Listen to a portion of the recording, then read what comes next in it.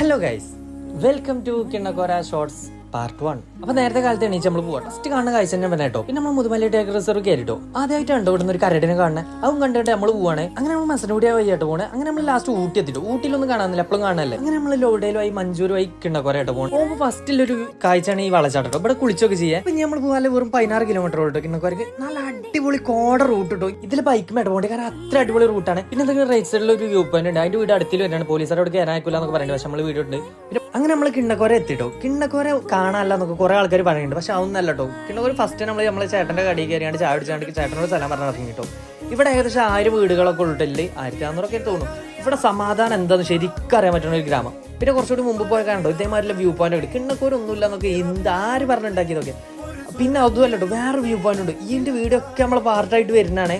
ഇതിക്കുള്ള Ruto അടിപൊളി view point ഇഷ്ടംമാരി ഉണ്ട് കേട്ടോ കിണ്ണക്കോര. ഇത് നമ്മൾ മുള്ളിൽ ചോര ഇറങ്ങുമ്പോൾ കാണാൻ പറ്റുന്ന ഒരു വ്യൂ പോയിന്റ് ആട്ടോ. അപ്പൊ കൂടുതൽ വിവരങ്ങൾ പാർട്ട് 2 വരുന്നേക്കാരെ. അപ്പൊ ഓക്കെ ഗൈസ്, വീഡിയോ ഇഷ്ടപ്പെട്ട ഫോളോ ചെയ്തോളീം. ബൈ.